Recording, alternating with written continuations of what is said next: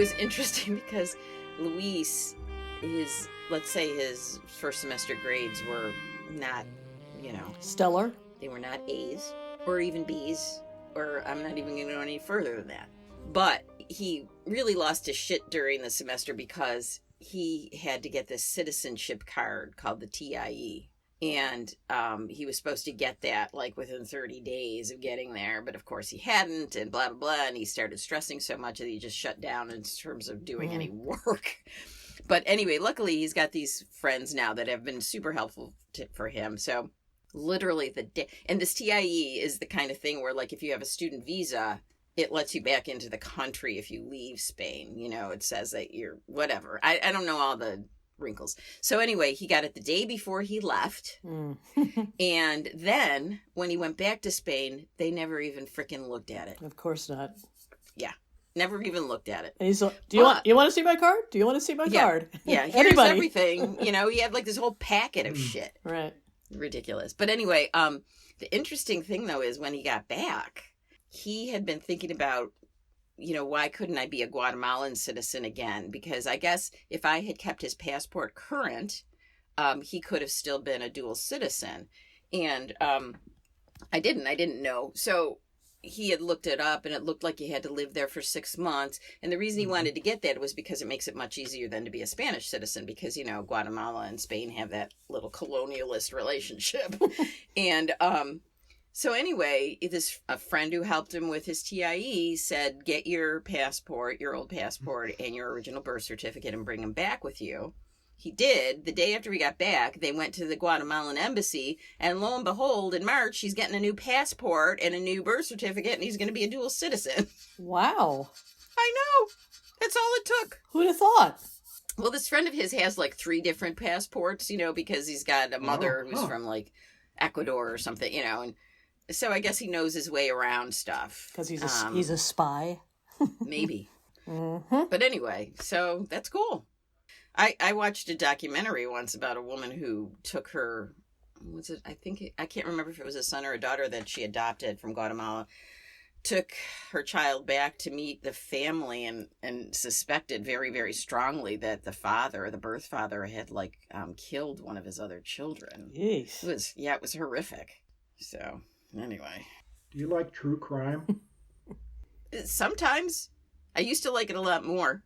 I know that's I think it's the biggest category in podcasts. Oh, I'm sure. Oh, for sure. And maybe on Netflix too. And I just watched 2 episodes last night of this show called Web of Death. And here we go. It was very interesting. It was about people who really get into cases and try to research them online. And in the 2 that I watched, they actually, in one, they found out who the guy's murderer was, helped the cops to do that. And the second one, they closed a cold case from 50 years ago. Yeah, I've been reading about that. Yeah. It's very interesting. These sort of amateur sleuths that spend a lot of time digging deep in the internet and finding stuff. Really get into it. Well, in the first episode, the one investigator, the cop, said that these people had found this stuff that he would need a subpoena to get. Which I thought was really interesting, I mean, maybe, to make it legal, you have to, but It's funny. It's funny. I don't pay any attention to that. It depends on the kind of, I mean, if you read stuff like that too much or watch it too much, it becomes very depressing. I don't know. Yeah. Disturbing. Does it make you paranoid? Yeah, it makes you suspicious of everyone, I think. Yeah. When they did the Netflix story on Jeffrey Dahmer, that whole story just freaked me out so much that I just didn't want to watch it. That's how I feel. I don't need And then to watch the Golden Globes and for Jeffrey Dahmer, this is the best actor. I'm like, that was such a horrible thing. Yeah. And everyone's like, yay! Yay, Jeffrey! Oh, God.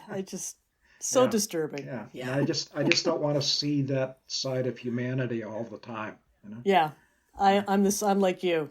I'm not, my head's not in the sand, but it's that stuff. I don't need that. I don't need it. Well, yeah, I mean, it what do they say? With child, if a child gets kidnapped or something like that, it is 99% likely that it's a non-custodial parent or something like that. But yet people think kids are getting taken off the street like all the time. Right.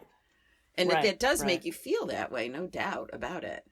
Did you finish RRR, Bailey? No, I did not. I haven't gone. It's long. It's almost 3 hours. That's a big commitment Yeah. for me at night. Yeah, so, it is long. Yeah. There was a rumor it was going to be nominated for Best Picture, not as Best Foreign Picture. Wow. But they were going to. That would be great. I doubt if it will. But, Well, Parasite was Right. nominated, so why not this? yeah. I mean, I think it should be. I think, well, is the Oscars just supposed to be like U.S. or something like that? I mean, if they have any claim to being, any kind of International, right. yeah, right. like they should do that. Well, I mean, and you think of like the Chinese ones, all those Chinese ghost story and things like that. There's like all of those movies where you've got these supernatural elements in them, and I don't know. I think it's really fun to just watch stuff that throw everything in but the kitchen sink. Yeah. I love That's it. a perfect example. Yeah. All right, I gotta watch it. Like the kung fu movies, right? I watched a really good one the other night with Michelle Yeoh, Reign of Assassins, and I don't know, it didn't have music in it, but it's got the love story, it's got the kung fu, it's got some of the supernatural elements, and it's just fun. And I think I would like to watch a movie like that much more than I would like to watch a standard U.S. drama. Yeah, because it breaks through those expectations. Well, they don't feel hokey either, because sometimes those movies can feel like they're too overdone and Right. just like But I think those are very well done. So and they're believable, even though they're supernatural and everything else. I wonder if the idea that like a lot of the superhero ones now are so much better because they have good actors in them, whereas it used to be all like kind of B actors. Maybe it's the same thing with like some of the kung fu stuff and some of the Indian stuff. Maybe the actors are all really good, and it kind of elevates it. I don't know. I don't know Indian actors well enough to know that, but. We saw Wakanda Forever recently. Rachel and I went to the theater to see that. I heard it was disappointing. What did you think? Yeah, I mean, well, the first one is just so stinking good. I know. So, and it was a little long, and they tried to kind of shoehorn in a couple of the characters from the first movie that didn't really kind of pan out in the plot. But I mean, the cultural stuff was amazing. They did a really good job of weaving in, real Incan culture, and so it was a mix of cultures. It was Wakanda and then the bad folks who were underwater. Incan was in there? It was it was like Mexican, Incan. Oh. Yeah. So I should check that out. Yeah, it was beautiful. I mean, it's absolutely beautiful to look at. Yeah. So well, that's part of the reason I liked Reservation Dogs so much is it's like, even though it takes place now and there's nothing really supernatural about it or anything, I mean, it really digs into the culture of living on a reservation. It was so good. And there's this author that I really like who writes about native stuff, and I keep wondering why her stuff has not been made into a movie or series, because it's perfect for it. It would be so good. What's her name? Louise Erdrich. Erdrich?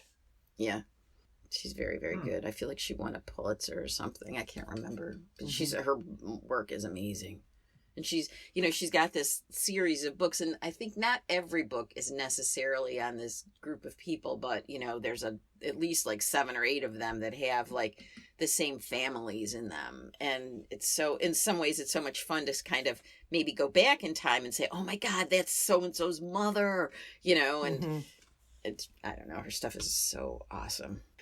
How do you spell her last name? Erdrich. All right. Done. Wally, what have you read lately? Anything? You know what? I think he's frozen. He is. Look at him. I thought he was just bored. Yeah. Hello. Walt. Well, maybe... Wake up. I don't know if he's seeing that or not. Honestly, I thought he was just totally bored. Did you just text him? Well, I chatted him. I don't know if he'd get it. He's on airplane mode. Yes. Well, this was I chatted him in the in the yeah. See, I don't know how to do that. But he's got to realize at some point that he needs to come back. Should I hop out of airplane mode and text him? I'll do that. I mean, he's got to know something's funky at this point. Mm-hmm. You know, I had a dream last night that I don't know what was going on. I went to this restaurant, this very bustling restaurant, and everyone from Buck and Pauline was in there. Oh my! And I was like, wow, why didn't they invite me to this party? and then Katie told me it's because everyone hated me. And told me, like, yeah, because you haven't treated someone very well and blah, blah, blah, blah, blah. I don't remember who it was because I don't think she said who it was. And I was trying to guess, who have I mistreated? And, like, all these people were like, yeah, we hate you. Because you don't like mayonnaise. Maybe. Oh, here he comes. Okay. This is weird. We're going to get by. Do you have him side by side? I still have him frozen. Yeah, maybe he's doing it on his phone. Well, he couldn't do it on his phone. Oh, help. Oh, that's weird because your frozen one is still up there. Wait. I got to take a picture. Really weird. Yeah, I should take a picture of this too. Oh, send it, Bailey. You know what? This should be the promotion for this episode. I'm back. Oh, yeah. Good job. Yeah, that's weird. All the screens froze, and Bailey was talking about culture of Wakanda, and then she said the same thing over again, and then the same thing over again. How weird. There was about a 10 or 15 second thing, and it took me a while to think, well, I thought Bailey just said that. And then it went again and again. It was a loop on the audio, but the video was frozen. I have never heard of that happening. Mm-hmm. Well, I just thought you were really bored by what we were talking about because you were just sitting there like... No, Wakanda. I'm totally into Wakanda. Oh my God. Thought it was some supernatural thing going on. Is Wakanda the same as the Woman King? No. That's different. Mm-mm. Different series. So Wakanda is the Black Panther. Okay. In Marvel. In Marvel, right. I saw the first one. Right. I didn't even know there was a second so one. it's all the warriors are women on Wakanda. Right. Okay. The good ones anyway. So I have not seen the other one yet. Is that good? Have you seen that? No, I didn't see that one either. I heard it was supposed to be really good, and the woman who was the other 007 in the last Bond is like, I think she's the lead, maybe. Okay. Or she's one of the key leads in that, and I really liked her in Bond too. So. Yeah, she's good. Yeah, I would love to see a woman get Bond. It's time. I know it's sacrilegious, but it would be so cool. I think at this point, just do it. Why not? What? Oh, because all the fanboys would pee their pants. Yeah, I guess. Well, you know, I just saw the second Knives Out movie. Yeah, what'd you think? I thought it was good. I in some ways I liked the first one better. In some ways I liked this one better. I don't know. I mean, I feel like across the board the first one had better actors, but there were good ones in this one too. I don't know. I guess Dave Bautista in particular and Kate Hudson. I don't think of them as great actors. Right. You know.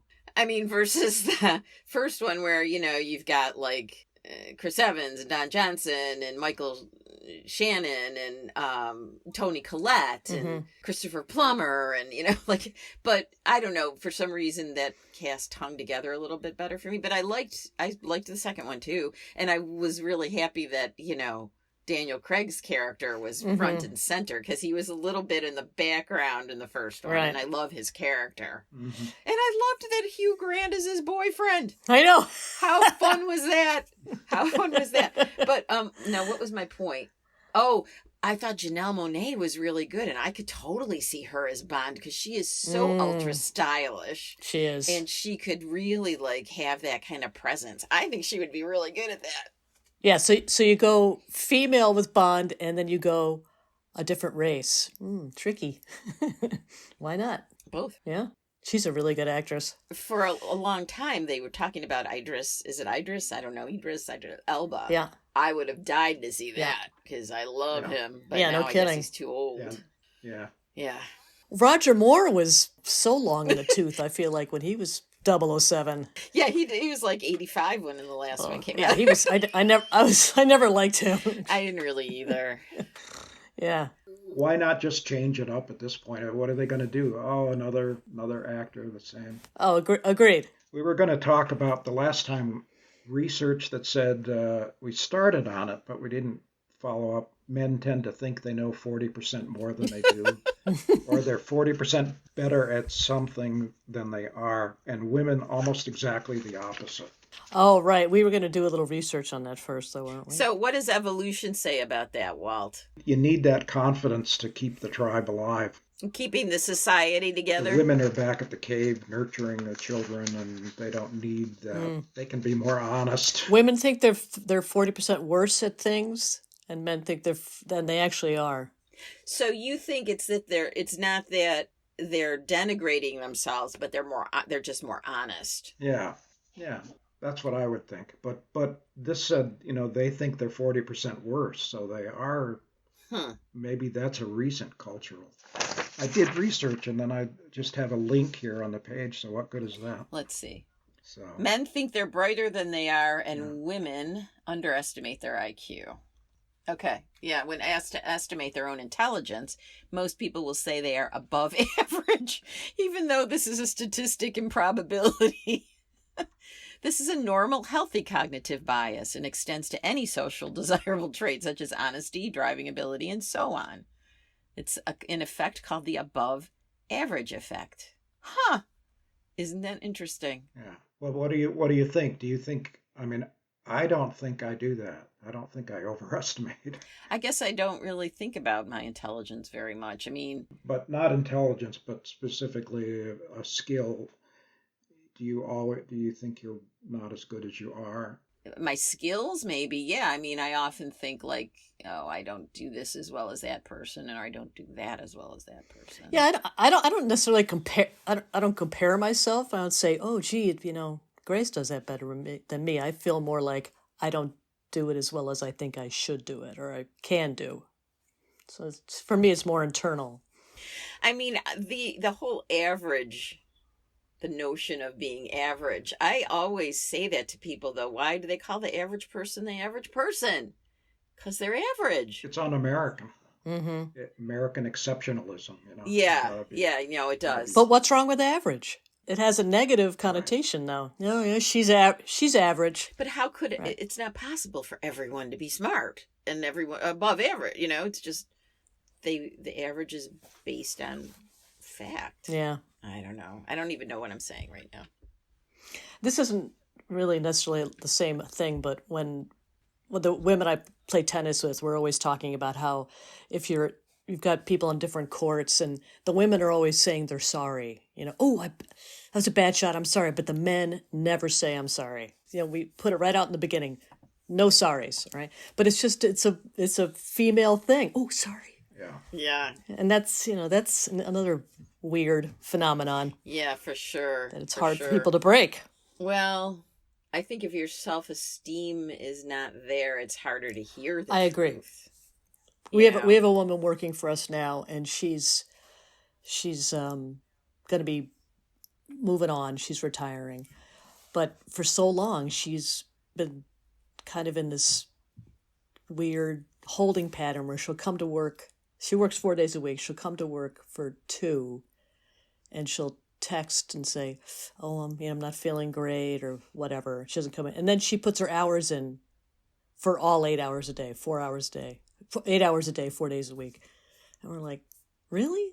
But she's got a very low self-esteem, and I think she doesn't, like you were just saying, she doesn't want to be truthful about it because she feels badly about herself, or I don't know if that makes any sense, but. I'm not as good as you are, Grace, at explaining things, but... You're sorry about the way you explained that. Yeah. Yeah, exactly. See? Case in point.